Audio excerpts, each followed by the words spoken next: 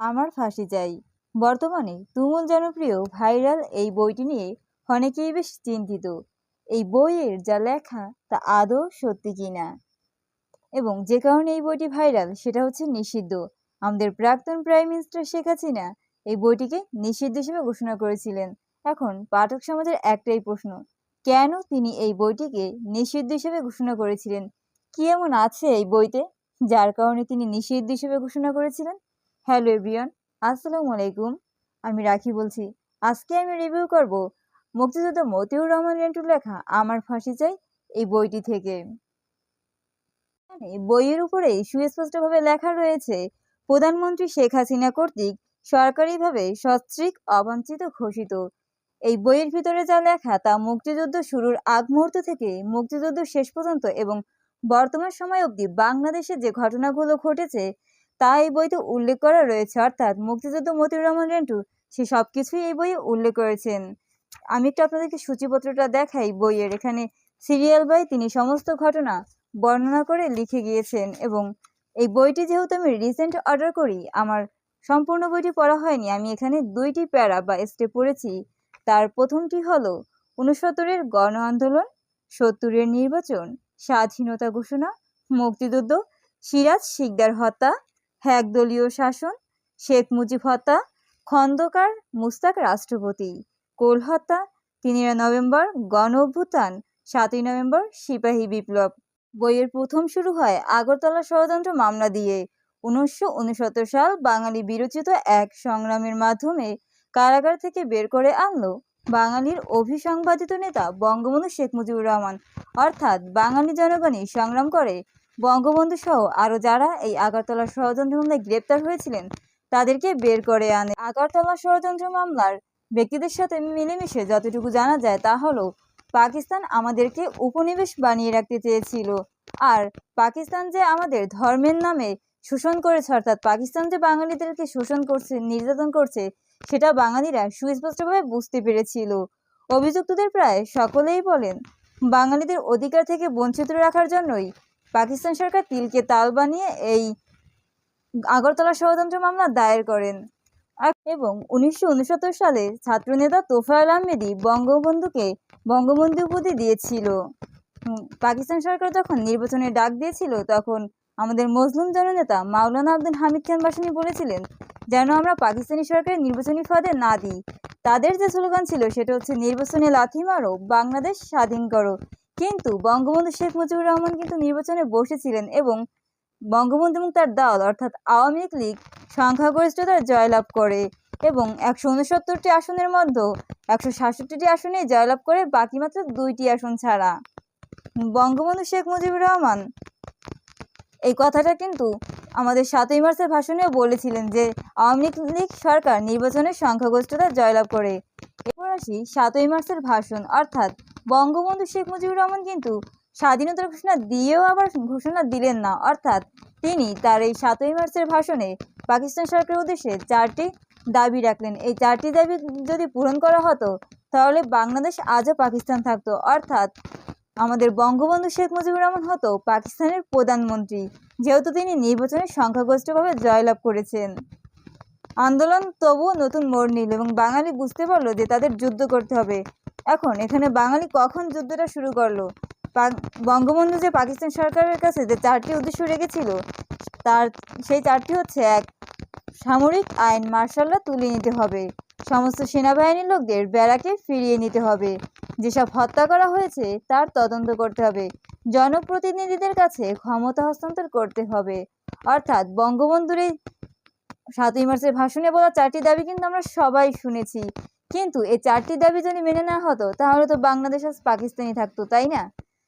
এখন যেটা বলেছিলাম যে পাকিস্তানের সাথে বাঙালির যুদ্ধ কখন হয়েছিল, বঙ্গবন্ধু কিন্তু শুধু দাবি জানিয়েছিল। এখন এই 4টি দাবি পাকিস্তান সরকার কখন মেনে নেবে এবং একটা নির্দিষ্ট সময়সীমা কিন্তু বঙ্গবন্ধু তাদেরকে দেয়নি।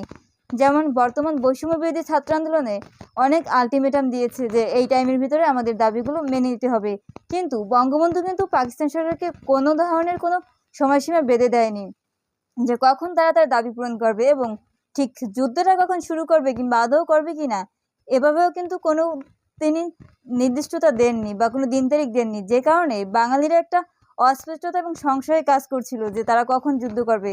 কিন্তু এরপর 25শে মার্চ অর্থাৎ যেটাকে অপারেশন সার্চলাইট বলা হয়, বাঙালির উপর যখন নির্বিচারে গুলি করে নির্বিচারে বাঙালিদের হত্যা করা হলো, তখন তারা বুঝতে পারলো যে না, আর থেমে থাকা যাবে না, এখন আমাদের যুদ্ধ করতেই হবে। ঠিক তখন বাঙালিরা যুদ্ধে যোগ দিল।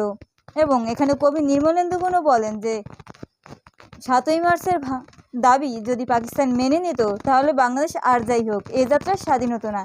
এখন এখানে বঙ্গবন্ধু যখন স্বাধীনতার ঘোষণা দিয়েছিলেন, ঠিক তখনই পাকিস্তান সরকার অর্থাৎ যেটা পূর্ব পাকিস্তান আর পশ্চিম পাকিস্তান ছিল, সেই পশ্চিম পাকিস্তান থেকে পূর্ব পাকিস্তানে তাদের অস্ত্রশস্ত্র এবং সৈন্যদল আনতে শুরু করলো। অর্থাৎ পূর্ব পাকিস্তান থেকে পশ্চিম পাকিস্তান 12,000 মাইল দূরে ছিল। এই 12,000 মাইল দূর থেকে তারা তাদের সৈন্য এবং অস্ত্রশস্ত্র এনে বাংলাদেশে জমা করলো এবং তারা বাঙালিদের উপর গুলি করা শুরু করলো, এবং তখনই মূলত যুদ্ধটা লাগে। এবং আমরা যে 26শে মার্চ স্বাধীনতা দিবস হিসেবে পালন করি, সেটার কারণ হচ্ছে যেটা 25শে মার্চ দিবাগত রাত অর্থাৎ মধ্যপ্রহর ছিল বলে আমরা 26শে মার্চকেই স্বাধীনতা দিবস হিসেবে পালন করি। এখন এখানে তাহলে বলাই যায় যে মূলত পাকিস্তান সরকারই আমাদের স্বাধীন হতে বাধ্য করেছে, আমরা নিজের ইচ্ছায় স্বাধীন হইনি, কিংবা বঙ্গবন্ধু যে নেতৃত্ব দিয়েছে এই কারণেই স্বাধীন হয়েছি, বিষয়টা এমনও না। এখন বঙ্গবন্ধু যে স্বাধীনতা ঘোষণা দেন, সেটা বেতারকেন্দ্র থেকে মেজর জিয়াউর রহমানও ঘোষণা দেন। এখানে তাকে নিয়েও দ্বিধাদ্বন্দ্ব রয়েছে। তিনি 2 ধরনের স্বাধীনতার ঘোষণা দেন। প্রথমে তিনি বলেন, I am Major Zia, president people's republic of Bangladesh, I declare independent of Bangladesh. এবং দ্বিতীয়বার তিনি বলেন, I am Major Zia, I declare independent of Bangladesh on behalf our great leader Sheikh Mujibur Rahman. অর্থাৎ এখানে কিন্তু তারও 2 ধরনের ভাষণ স্পষ্ট পাওয়া যায় বেতারকেন্দ্র থেকে। তো 23শে মার্চ হচ্ছে পাকিস্তান দিবস। এই পাকিস্তান দিবসে পাকিস্তানরা যখন তাদের পতাকা উড়াচ্ছিল, ঠিক তখন বাঙালিরা তাদের বিভিন্ন স্কুল কলেজ প্রতিষ্ঠান থেকে বাংলাদেশের পতাকা উড়াচ্ছিল, এবং বঙ্গবন্ধু শেখ মুজিবুর রহমানের বাড়িতেও বাংলাদেশের পতাকাই উড়ল। বঙ্গবন্ধু শেখ মুজিবুর রহমান মুক্তিযুদ্ধের নেতৃত্ব দেওয়ার কোনোরূপ চেষ্টা না করেই বলা যায় তিনি পাকিস্তানের হাতে গ্রেপ্তার হন।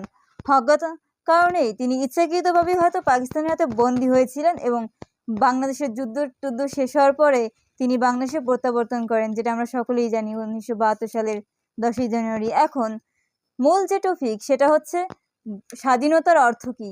স্বাধীনতা মানে হচ্ছে জনগণের স্বাধীনতা, অর্থাৎ দেশ স্বাধীন হওয়া মানে জনগণ তার স্বাধীনতা পাবে। কিন্তু এখানে যেটা ইম্পর্ট্যান্টলি বলতে হবে, সেটা হচ্ছে জনগণ কিন্তু মুক্তি পায়নি, অর্থাৎ জনগণ কিন্তু স্বাধীনতা পায়নি। বঙ্গবন্ধু যখন পাকিস্তান সরকারের হাত থেকে দেশে ফিরে আসলেন, অর্থাৎ 1972 সালে যখন তিনি স্বদেশ প্রত্যাবর্তন করলেন, তখন তিনি এসে ভারত থেকে ট্রেনিং নিয়ে আসা যে মুক্তিযোদ্ধারা বাংলাদেশে যুদ্ধ করেছিল, তাদের লিস্টটা চেক না করে, অর্থাৎ তাদের খোঁজ না নিয়ে, পাকিস্তান সরকারকে যারা হচ্ছে সাহায্য করেছিল লুটতরাজ করতে, ধর্ষণ করতে, কিংবা পাকিস্তান সরকারের সাথে যে বাংলাদেশিরা মেম্বার চেয়ারম্যান হাত মিলিয়েছিল, ঠিক তাদেরকেই তিনি দেশ পরিচালনার কাজে নিয়োজিত করলেন, তাদেরকেই তিনি আওয়ামী লীগের দলে যোগদান করালেন। অর্থাৎ আমরা যে একটা প্রবাদ বাক্য সবসময় শুনে এসেছি যে স্বাধীনতা অর্জনের চেয়ে স্বাধীনতা রক্ষা করাই কঠিন হয়ে যায়, এখানে ঠিক বঙ্গবন্ধু শেখ মুজিবুর রহমান দেশের সাথে ঠিক তেমনটাই করলেন। যারা বাংলাদেশের শত্রু ছিল, বঙ্গবন্ধু শেখ মুজিবুর রহমান তাদেরকেই ক্ষমতায় আনলেন, তাদেরকেই দেশ পরিচালনার কাজে দায়িত্ব দিলেন, এবং মুক্তিযোদ্ধাদের তিনি খোঁজ রাখলেন না।